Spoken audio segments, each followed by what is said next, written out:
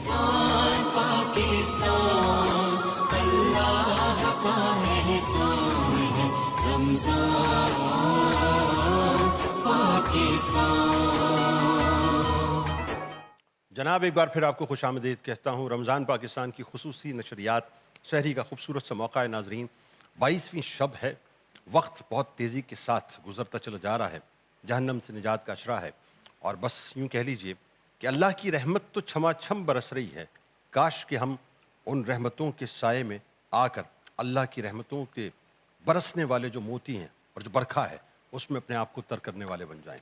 ہمارے ساتھ اس وقت 4 شخصیات موجود ہیں، یقیناً کسی تعارف کے محتاج نہیں۔ پہلی شخصیت آپ کے ہمارے ہم سب کے انتہائی قابل احترام ممتاز عالم دین، ممتاز قاری، ممتاز حافظ، کمال گفتگو کرتے ہیں ماشاءاللہ، ڈاکٹر جمیل راٹھوڑ صاحب ہمارے ساتھ موجود ہیں۔ آپ کو خوش آمدید، السلام علیکم۔ بہت شکریہ آپ کا، وعلیکم السلام ورحمۃ دوسری شخصیت ناظرین آپ کے ہمارے ہم سب کے بہت ہی پسندیدہ ہمارے اساتذہ میں شامل ہیں، بہت ہی کمال گفتگو کرتے ہیں، ممتاز اسکالر جناب پروفیسر ڈاکٹر محمد احمد قادری صاحب موجود ہیں۔ آپ کو بھی خوش آمدید، السلام علیکم۔ وعلیکم السلام ورحمۃ اللہ۔ تیسری شخصیت ناظرین آپ کے ہمارے ہم سب کے بہت ہی پسندیدہ ممتاز عالم دین، کمال گفتگو کرتے ہیں، محترم جناب علامہ اسحاق مدنی صاحب موجود ہیں۔ آپ کو بھی خوش آمدید، السلام علیکم۔ وعلیکم السلام۔ اور چوتھی شخصیت آپ کے ہمارے ہم سب کے بہت ہی چہیتے شناخہ ماشاءاللہ، بہت ہی کمال پڑھتے ہیں، پوری دنیا میں ان کو سنا جاتا ہے، جناب قاری اسد الحق صاحب موجود ہیں۔ آپ کو بھی خوش آمدید، السلام علیکم۔ بہت شکریہ۔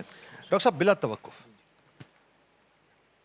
توبہ بہت چھوٹا سا لفظ ہے، لیکن اس لفظ کے معنی اور مفاہیم کو سمجھنا بہت مشکل ترین کام ہے۔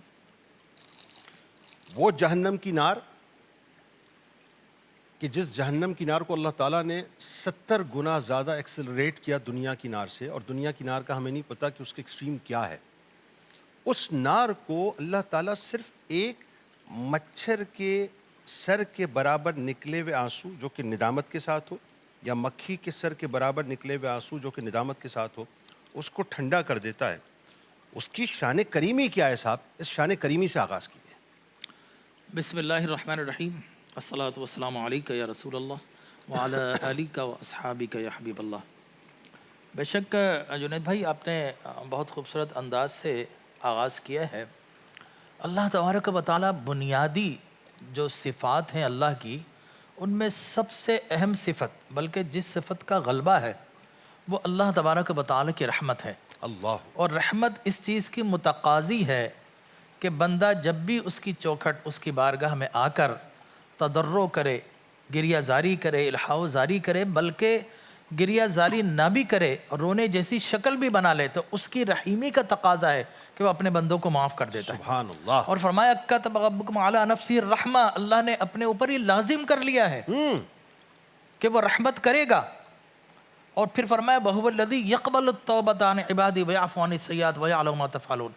اللہ تبارک و تعالیٰ سے کوئی توبہ مانگے تو وہ اسے معاف کر دیتا ہے۔ اللہ، یہ اس کی رحمت کا تقاضا ہے، اس لیے کہ اللہ تبارک و تعالیٰ کی رحمت کو ہم کاؤنٹ نہیں کر سکتے۔ وَإِن تَعُدُّوا نِعْمَتَ اللَّهِ لَا تُحْصُوهَا، اللہ کی نعمت کو ملین بلین ٹریلینز ہمارے عادات ختم ہو جائیں گے، لیکن نہ اللہ کی نعمت کو، نہ اس کی رحمت کو جانچا جا سکتا ہے، نہ پرکھا جا سکتا ہے، نہ گنا جا سکتا ہے، نہ تولا جا سکتا ہے۔ اللہ، اللہ، ٹھیک ہے۔ اور اللہ تبارک و تعالیٰ جل وعلا کہ اگر میں توبہ کی بات کروں، اس کی میننگز، اس کی معنی کی بات کروں، توبہ کا معنی پلٹنا، رجوع کرنا، کسی چیز سے دوبارہ سے گھوم کر اپنی اصل کی طرف آ جانا۔ بالکل ٹھیک۔ چنانچہ جب اس کی نسبت بندے کی طرف بھی اللہ کی طرف بھی ہے، جب بندے کی طرف نسبت کریں گے، بندہ توبہ کرے گا، تائب ہوگا، اس کا مطلب یہ ہے کہ بندہ جو اللہ کی نافرمانی کی طرف جا رہا تھا، اب اللہ نے اسے توفیق دی ہے، وہ پلٹ کر اللہ کی نافرمانی اور معصیت کے راستوں سے نکل کر اللہ کی فرما برداری کی طرف آ گیا۔ یہ توبہ کا مفہوم بندے کے ساتھ۔ اور اگر توبہ کا مفہوم اور نسبت اللہ کی طرف کریں تو اس کا معنی یہ ہے کہ بندے کی نافرمانیوں کی وجہ سے اللہ جو غضب کرنے والا تھا، اب اللہ نے اپنی شان رحیمی اور کریمی کے صدقے میں غضب کو اپنی رحمت سے تبدیل کر دیا، اس لیے کہ بندہ اس کی بارگاہ میں آ گیا۔ لہٰذا اسے اتنا پسند ہے کہ بندہ توبہ کرے، اور میں اکثر کہا کرتا ہوں کوئی کسی کا اتنی شدت سے نہیں چاہتا یا انتظار نہیں کرتا جتنا شدت سے اللہ اپنے بندے کی توبہ کا انتظار کرتا ہے۔ اللہ اکبر، اللہ اکبر۔ اور فرمایا کہ وَمَن لَّمْ يَتُبْ فَأُولَٰئِكَ هُمُ الظَّالِمُونَ، جو توبہ نہیں کرتے وہ ظالم ہے۔ یہ بڑی اہم بات ہے، اس لیے کہ جنید بھائی میں پی ٹی وی کے پلیٹ فارم سے ہمارے اساتذہ تشریف فرما ہے، میں یہ کہتا ہوں جب اللہ ناراض ہو نا، وہ کسی کا رزق نہیں چھینتا، ہاں نہ اس کی اولاد چھینتا ہے، ہاں۔ نہ گھر بار چھینتا ہے، اللہ اکبر۔ اور بعض اوقات اس سے عبادت بھی نہیں چھینتا، اچھا، لیکن اللہ تبارک و تعالی جس سے ناراض ہو جائے اس سے توبہ کی توفیق سلب کر لیتا ہے، اللہ اکبر، اللہ اکبر، اللہ اکبر۔ اور وہ بندہ اپنی سرکشی کے گھوڑے پر سوار ہو کر سمجھتا ہے میں بڑا عابد ہوں، بڑا زاہد ہوں، بڑا شیخ زمان ہوں، وہ سمجھتا ہے میں بڑا مقتدر اعلیٰ ہوں، لہٰذا جب توبہ کی توفیق چھن جائے اس کا مطلب یہ ہے کہ پھر دنیا فرائنہ بھی دیکھتی ہے، نماردہ بھی دیکھتی ہے، یزید کی بربریت بھی دیکھتی ہے، یعنی وہ عجب میں مبتلا ہو جاتا ہے بنیاد۔ بالکل۔ اور اسی طریقے سے توبہ کی توفیق جس سے چھن جائے اس کا مطلب ہے جو حرام کاری کر رہا، رشوت کر رہا، وہ لگا ہوا ہے، وہ اسے جسٹیفائز کرتا ہے اپنے دل کے اندر، اس لیے کہ توبہ کا دروازہ بند ہو گیا۔ توبہ کا دروازہ کا مطلب بند ہونے کا مراد یہ ہے کہ اللہ نے دل کے اندر جو ایک وارننگ سسٹم رکھا ہے، الارمنگ سسٹم رکھا ہے، اس کا مطلب ہے وہ سوئچ آف ہو گیا اس کی نافرمانی کی وجہ سے۔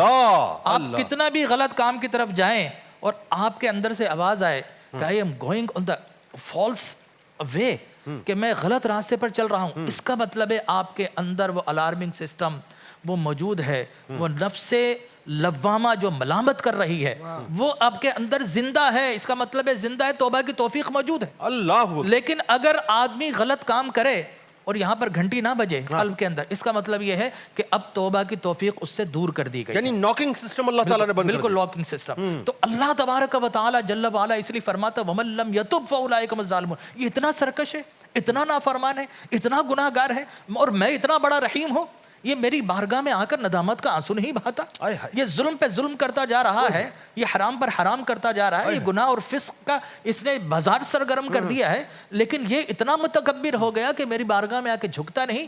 تو اللہ فرماتا ہے کہ ایسے متکبرین پہ اللہ لعنت بھی بھیجتا ہے، اللہ ان سے محبت بھی نہیں کرتا۔ لیکن اگر کوئی پلٹ کر اللہ کے، دیکھیں بہت سارے یو ٹرن ہے، سب سے اچھا یو ٹرن یہ ہے کہ شیطان کو چھوڑ کر رحمان کی جانب آئے۔ کیا اچھا ہے، ٹھیک ہے، کیا اچھا ہے۔ تو جب وہ اس جانب آ گیا تو اللہ فرماتا ہے کتنا بھی گناہ گار ہے، ان اللہ یحب التوابین ویحب المتطہرین، توبہ کر لی ہے تو اب نہ صرف یہ پاک و صاف ہو گیا بلکہ پاک و صاف کر کے میں نے اسے اپنا محبوب بھی بنا لیا۔ بہت خوبصورت، بہت خوبصورت ابتدا ڈاکٹر صاحب، جزاک اللہ۔ بھائی میں تو ایک بات جانتا ہوں، ایک اعلان ہے، اور وہ اعلان عرش پہ اللہ تبارک و تعالیٰ نے فرمایا اور فرش والوں کے لیے فرمایا، اور تواتر سے اس اعلان کو راؤنڈ دا کلاک جو ہے، کیونکہ پوری دنیا میں تلاوت ہو رہی ہے، پوری دنیا میں تلاوت ہو رہی ہے نا، 24 گھنٹے قرآن پڑھا جا رہا ہے، اور 24 گھنٹے وہ اعلان چونکہ قرآن پڑھا جا رہا ہے تو اس کے ساتھ ہے، وہ کیا ہے؟ لا تقنطوا من رحمت اللہ، کہ اللہ کی رحمت سے مایوس مت ہونا۔ اس کا مطلب یہ ہے کہ رحمت خداوندی تیری منتظر ہے، تو تساہل میں مبتلا ہے، تو غفلت میں مبتلا ہے، تو عجب میں مبتلا ہے، یا تو خود پرستی میں مبتلا ہے کہ معاذ اللہ ثم معاذ اللہ، یہ جو توفیق کی بات کی کہ توفیق چھین لی، تو تو اس کو اللہ کا فضل سمجھ رہا ہے کہ جو مال حرام راستے سے آ رہا ہے، یا اپنی حرام ترقیوں کو تو اپنا اللہ کا فضل گردان رہا ہے۔ بتائیے ذرا اس بارے میں۔ اعوذ باللہ من الشیطان الرجیم، بسم اللہ الرحمن الرحیم۔ مولا صلی وسلم دائما ابدا علی حبیبک خیر الخلق کلہم، یا ربی بالمصطفیٰ بلغ مقاصدنا واغفر لنا ما مضایا واسع الکرم۔ بعد حمد و صلوات کے آپ کے سرنامہ کلام میں اور قبلہ ڈاکٹر صاحب کی گفتگو میں جو تسلسل نظر آتا ہے اور جو کتاب و سنت کی حکمت نظر آتی ہے وہ یہ کہ توبہ جسم سے میل کچیل کو دھو ڈالنے کا نام ہے، واہ، اور توبہ جیسے کہ ڈاکٹر صاحب نے بہت ہی خوبصورت انداز میں اس طرف اشارہ کیا کہ یہ توفیق کا نام ہے۔ رب کائنات کی جتنی نعمتیں ہیں ٹھیک، ان میں نعمت کبریٰ حضور کے بعد اگر ہے تو وہ توبہ ہے، اس لیے کہ حضرت عائشہ صدیقہ جو ام المومنین ہماری ماں ہیں وہ فرماتی ہیں کہ جسے توبہ کی توفیق ہو جائے نصیب تو وہ سمجھ لے کہ رب کی قربت کے قریب، یعنی رب کے قریب چلا گیا اور اسے قربت الہی نصیب ہو گئی۔ سبحان اللہ ڈاکٹر صاحب، سبحان اللہ۔ اسی لیے حضرت امام اعظم ابو حنیفہ رحمۃ اللہ تعالیٰ علیہ نے فرمایا کہ توبہ واجب ہے۔ کیوں؟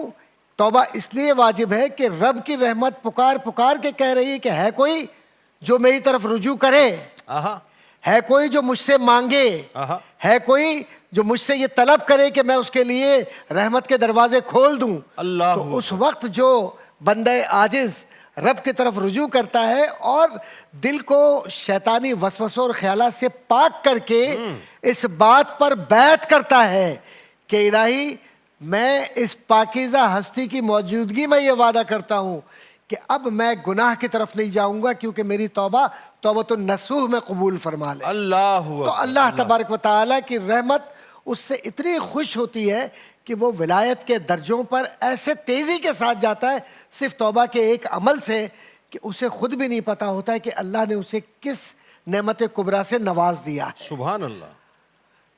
دوشنبہ اور جمعرات خاص طور پر حدیث میں یہ کہ اللہ تبارک و تعالیٰ کے سامنے اعمال پیش کیے جاتے ہیں. تو آپ کو پتہ ہے جنید بھائی کہ ان اعمال میں رب کائنات کی سب سے پہلی نگاہ کس عمل پر ہوتی ہے؟ وہ کیا؟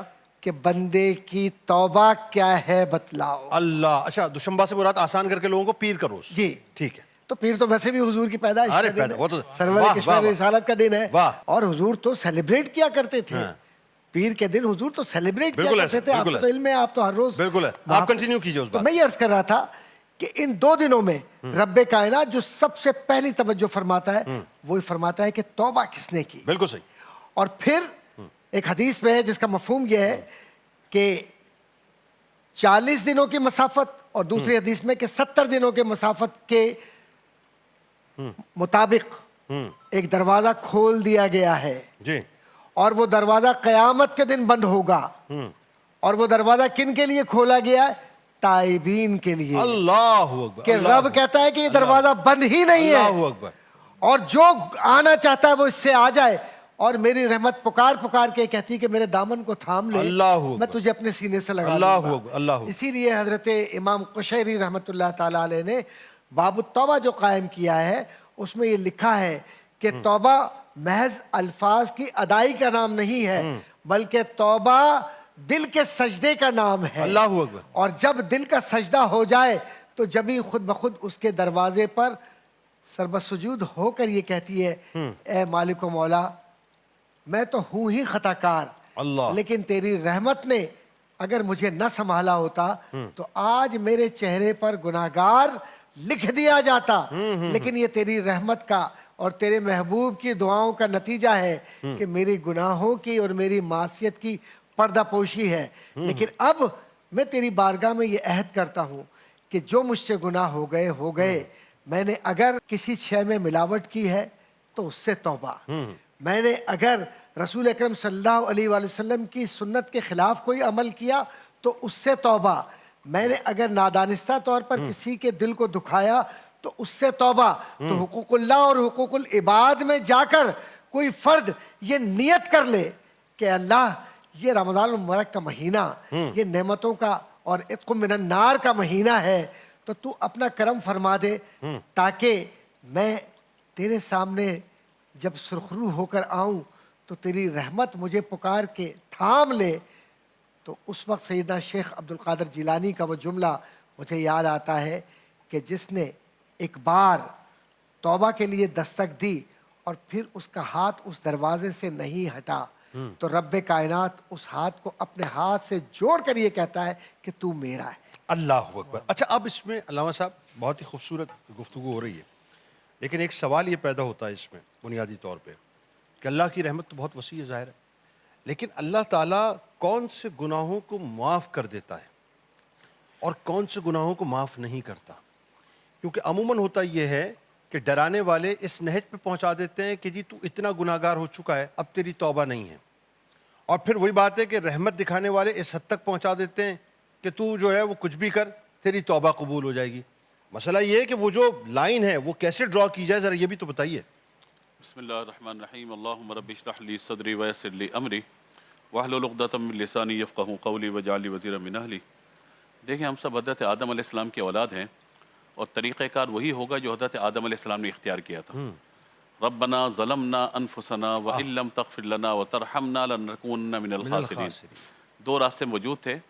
ایک راستہ شیطان کا تھا جو اکڑ گیا, ابا واستکبر وکان من الکافرین, اور اس نے الزام ذات باری تعالیٰ پہ ڈالا کہ تو نے مجھے گمراہ کر دیا. اور حضرت آدم علیہ السلام نے اپنی ذات پر بات کی, ربنا ظلمنا انفسنا, آئی ایم رسپانسیبل, مجھ سے ہوا یا اللہ معاملہ, مجھ سے یہ معاملہ ہو گیا ہے.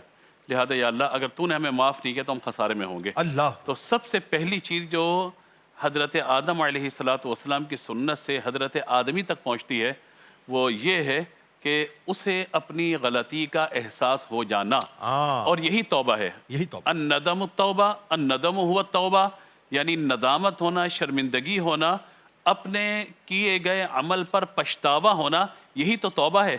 اگر شرمندگی ہی نہیں ہے تو ٹھیک ہے میں کلام پڑھتا رہوں توبہ میری قبول ہو، توبہ میری قبول ہو، تو میں پڑھتا رہوں اس کلام کو. کیوں؟ جب میں نے توبہ کی ہی نہیں ہے، شرمندگی ہی نہیں ہے مجھے، تو میں بڑے پڑھتا رہوں اس کو، میں پڑھتا رہوں میری توبہ میری توبہ میری توبہ، میں کہتا رہوں، مجھے کیا پریشانی ہے. بلکہ وہ توبہ بھی جو توبہ کرتی ہے وہاں جی وہ میں وہی عرض کروں کہ ہمارے یہاں جو توبہ کا مزاج ہو گیا ہے، توبہ نہیں کرتی وہ توبہ توبہ کرتی ہے. وہ جو توبہ کا مزاج ہو گیا ہے، اس توبہ پر بھی توبہ واجب ہو جاتی ہے، جو مزاج ہمارے یہاں بن چکا ہے. تو اسی لیے گزارش یہ ہے کہ جو پہلا راستہ اور پہلا ذریعہ ہے رب تبارک و تعالیٰ کے حضور حاضر ہونے کا، وہ پہلا شرمندگی. اس لیے فرمایا فقہا جب اس کی ترتیب بیان فرماتے ہیں، اس میں پہلی بات یہ کہتے ہیں کہ پہلے گناہ کیا ہو، اللہ کا ڈر خوف دل میں موجود ہو، آئندہ اس گناہ کو نہ کرنے کا عزم مصمم ہو، اور اگر وہ گناہ قابل تلافی ہے تو اس کی تلافی بھی ہو. مثال کے طور پر ہمارا تلافی پہ بات نہیں ہوتی، بھئی نماز آج کے بعد قضا نہیں ہوگی انشاءاللہ، ٹھیک ہے یا اللہ معاف کر دے اب نماز قضا نہیں کروں گا، لیکن جو نماز ذمے پر باقی ہیں ان کی تلافی تو کرنی ہے نا، ان کو تو ادا کرنا ہے. جو روزے ذمے باقی ہیں ان کی تو ادائیگی کرنی ہے.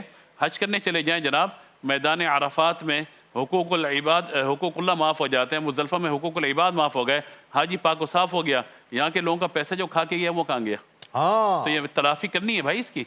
صرف جا کر وہاں پر دعا مانگنے سے، توبہ کرنے سے ٹھیک ہے، وہ تاخیر کا گناہ یا گناہ معاف ہو جانا یہ ایک الگ بات ہے. جمعۃ الوداع کو 4 رکعت پڑھ کے یہ سمجھ لینا ساری زندگی کی نمازیں معاف ہو گئیں، پورے سال کی نمازیں معاف ہو گئیں، اسلام میں اس طرح کا کوئی پیکیج نہیں ہے. یعنی یہ ڈبل ٹریک ہے بنیادی طور پہ. جی ہم نے عبد کو جو ہے وہ پورا کر کے ہم نے خود ساختہ کچھ چیزیں ہم نے طے کی ہوئی ہیں. میں یوں کروں گا تو میری توبہ ہو جائے گی، یوں کروں گا تو توبہ نہیں ہوگی، یوں کروں گا تو ہو جائے گا، یوں کروں گا تو نہیں ہوگا. اللہ تبارک و تعالی نے واضح طور پر قرآن میں فرما دیا ان اللہ لا یغفر ان یشرک بہ ویغفر ما دون ذلک لمن یشاء. یہ اصول ہے کہ اللہ تعالیٰ شرک کو معاف نہیں فرمائے گا. بالکل مشرک کے علاوہ، شرک کے علاوہ کوئی بھی گناہ ہے اللہ جس کو چاہے گا معاف فرما دے گا. اور معافی کا طریقہ یہی ہے کہ معافی مانگی جائے، معافی کو طلب کیا جائے، رب تعالیٰ کی رحمت کو صدا دی جائے، آنسو بہائے جائیں، تب جا کر کے اللہ تعالیٰ کے حضور یہ توبہ قبول ہوتی ہے. صرف ایک نشست میں اس انداز سے حاضر ہو جانا کہ جیسے اب طاق راتیں چل رہی ہیں، جمعۃ الوداع آ جائے گا یا لیلۃ الجائزہ آ جائے گی، یہ بڑی راتیں آ رہی ہیں، اب ان راتوں کے اندر چند منٹ رو لیے اور پورا سال رب تعالیٰ کو بھول گئے، تو یہ تو کوئی طریقہ کار نہیں ہے. اللہ تبارک و تعالیٰ چاہتا ہے کہ بندے اسے مانگیں، اللہ تعالیٰ چاہتا ہے کہ بندے میری طرف رجوع کریں، متوجہ ہوں. آیا ڈاکٹر صاحب نے اعتراض فرمائی، یہاں بھی معاملہ ہوا. توبہ کی سب سے بڑی فضیلت و برکت یہ ہے التائب من الذنب کمن لا ذنب لہ.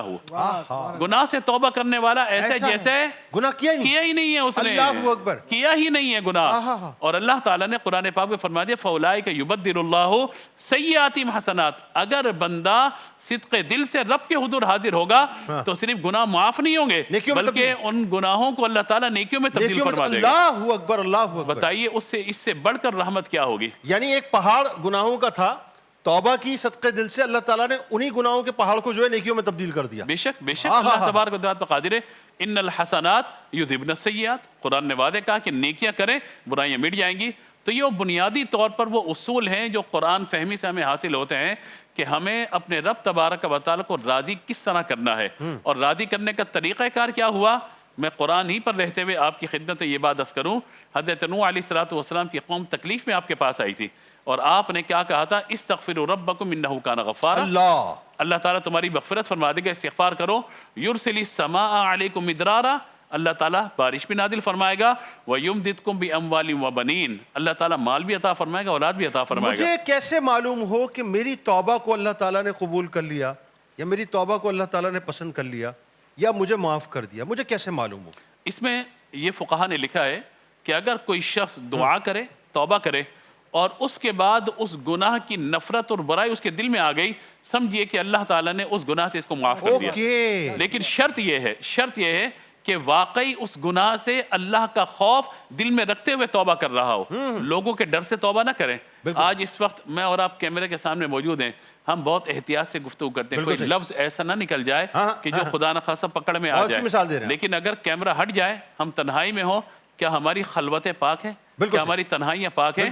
تو یقین مانیے جس کی خلوت و تنہائی پاک ہے نا, سمجھیے اس دور میں وہ اللہ کا ولی ہو گیا ہے. اگر جس کی خلوت و تنہائی آج کے دور کے اندر پاک ہے. ہم لوگوں کے سامنے بڑے نیک و پارسا بنے ہوئے ہیں, مسجد کے اندر جا کر رو بھی لیتے ہیں, سب کچھ کر لیتے ہیں, لیکن جیسے ہی اس ماحول سے نکل کر گھر کے ماحول یا تنہائی کے ماحول میں آتے ہیں, میرے ہاتھ کے اندر یہ ایک اسمارٹ فون ہوتا ہے اور میں ہوتا ہوں, میری نظر ہوتی ہے اور دنیا میرے سامنے ہوتی ہے, اور میں پتہ نہیں گندگی اور غلادت سے اپنا ذہن, اپنا دل, اپنا باطن سب کچھ برباد کیے جا رہا ہوں.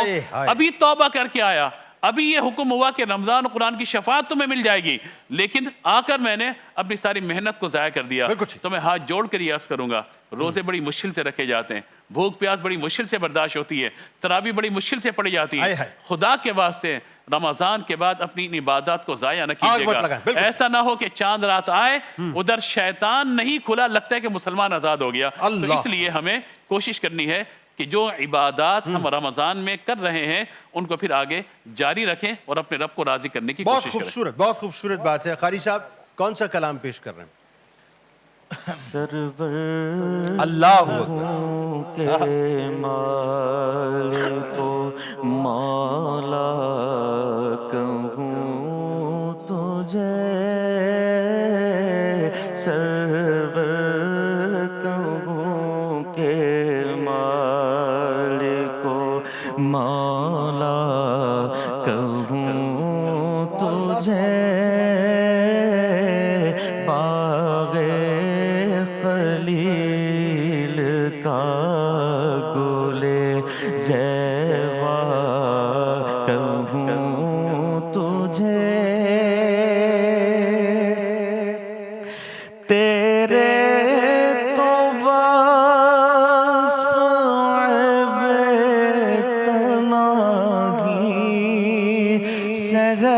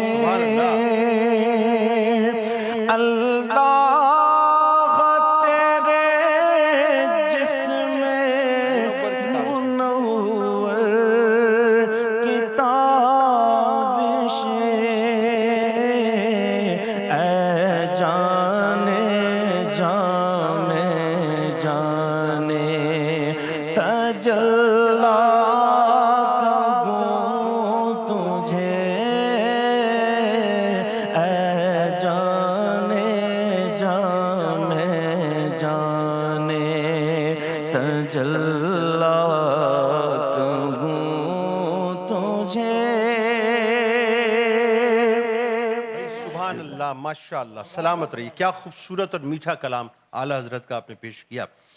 مفتی صاحب ایک بات فرما رہے تھے, کیمرے کا حوالہ آپ نے دیا تھا, تو یہاں آ کے ایک بات پھنس گئی ناظرین, ایک بات یہاں پہ آ کے پھنس گئی. اس وقت ہم 5 کیمروں سے شوٹ کر رہے ہیں اور یہ 5 کیمرے ہماری ایک ایک مومنٹ کو کیپچر کر رہے ہیں. لانگ شاٹ بھی لیتے ہیں, مڈ شاٹ بھی لیتے ہیں, کلوز شاٹ بھی لیتے ہیں, پورا سیٹ بھی دکھاتے ہیں, ایک ایک مومنٹ کیپچر ہو رہی ہے, ریکارڈ کا حصہ بن رہی ہے. ٹھیک ہے, کلیئر. ہو سکتا ہے فائل کرپٹ ہو جائے, بھائی دنیاوی تقاضے ہیں نا, اور یہ سارا جو ڈیٹا ہے وہ ڈیلیٹ ہو جائے. کلیئر. اور ہو سکتا ہے سیف رہے, آن ایئر ہو جائے ساری چیزیں, اور آن ایئر ہو رہی ہیں. کلیئر؟ یہ دنیاوی سارے اسپیکٹس ہیں. آپ کو معلوم ہے یہ جو آپ آج شہر میں نکلتے ہیں, ملک میں نکلتے ہیں, اب آہستہ آہستہ پورے ملک میں سی سی ٹی ویز کا جال جو ہے بڑھتا جا رہا ہے. آپ کی ایک ایک موومنٹ جو ہے وہ نوٹ کی جاتی ہے. آپ نے گاڑی کو سلو چلایا, تیز چلایا, کہیں کوئی رابری ہو رہی ہوتی ہے, کچھ ہو رہا ہوتا ہے, اسنیچنگ ہو رہی ہوتی ہے, فوراً سی سی ٹی وی فوٹیج نکالی جاتی ہے اور اس کو ایویڈنس کے طور پہ پیش کی جاتی ہے. کلیئر بات سمجھ آ رہی ہے آپ کو؟ یہ دنیاوی سی سی ٹی وی کیمریز ہیں جو لگے ہوئے ہیں اور آپ کو کیپچر کر رہے ہیں اور آپ کو ریکارڈ کر رہے ہیں. سارے دنیاوی کیمراز ہیں. ایک بلا تمثیل عرض کر رہا ہوں, قدرت کا سی سی ٹی وی کیمرہ لگا ہوا ہے اور وہ ان کیمروں کا محتاج نہیں ہے. وہ آپ کی جلوت پہ بھی لگا ہوا ہے, آپ کی خلوت پہ بھی لگا ہوا ہے. آپ کو جلوت میں بھی ریکارڈ کر رہا ہے, آپ کو خلوت میں بھی ریکارڈ کر رہا ہے, آپ کو لوگوں کے درمیان بھی ریکارڈ کر رہا ہے, آپ کو بالکل آئسولیشن میں بھی ریکارڈ کر رہا ہے. آپ کو اس وقت بھی ریکارڈ کر رہا ہے جب آپ مجمع میں ہیں, اور آپ کو اس وقت بھی ریکارڈ کر رہا ہے جب آپ حریری پردوں کے پیچھے بیٹھ کے بہت ہی زیادہ یوں کہیے کہ اپنے نفس کی نفسانی خواہشات کی تکمیل کے لیے بہت کچھ کر رہے ہوتے ہیں. یاد رکھیے گا, اگر یہ خوف آپ کے اندر آ جائے نا کہ قدرت کا ایک سی سی ٹی وی کیمرہ ہر وقت مجھ پہ لگا ہوا ہے اور مجھے ریکارڈ کر رہا ہے اور میری ایک ایک بات ریکارڈ ہو رہی ہے, اور یہ دو تشریف فرمائے نا معزز ترین فرشتے ریکارڈ کر رہے ہیں, اور فمن یعمل مثقال ذرۃ خیرا یرا ومن یعمل مثقال ذرۃ شرا یرا, بس پھر اس وقت آپ رک جائیں گے گناہوں سے. میں آپ کو دعوے سے بات ایک عرض کر رہا ہوں کہ کبھی اس بات کو اپنے اندر جانچنے کی کوشش کیجیے گا کہ جس روزے میں ہم کھانے پینے سے رک جاتے ہیں نا, کیوں؟ اس لیے کہ اللہ دیکھ رہا ہے. تو کیا اس روزے میں اللہ ہمیں گالی دیتے ہوئے نہیں دیکھ رہا, چغلی کرتے ہوئے نہیں دیکھ رہا, جھوٹ بولتے ہوئے نہیں دیکھ رہا, غیبت کرتے ہوئے نہیں دیکھ رہا, حرام کاری کرتے ہوئے نہیں دیکھ رہا, جو فحش مناظر ہے وہ دیکھتے ہوئے نہیں دیکھ رہا, یا وہ یہ دیکھتے ہوئے نہیں دیکھ رہا کہ انڈر دی ٹیبل کیا لیا تھا اور کیا کیا تھا, کس کی گردن ماری, کس کی ہم نے فائل ادھر ادھر کی ہے, وہ سب کچھ دیکھ رہا ہے. اللہ کرے کہ وہ ہمیں توبہ کی بھی توفیق دے دے, کیونکہ توفیق بھی اسی کی طرف سے ہوتی ہے. ایک مختصر سے وقفے کے بعد حاضر ہوتے ہیں.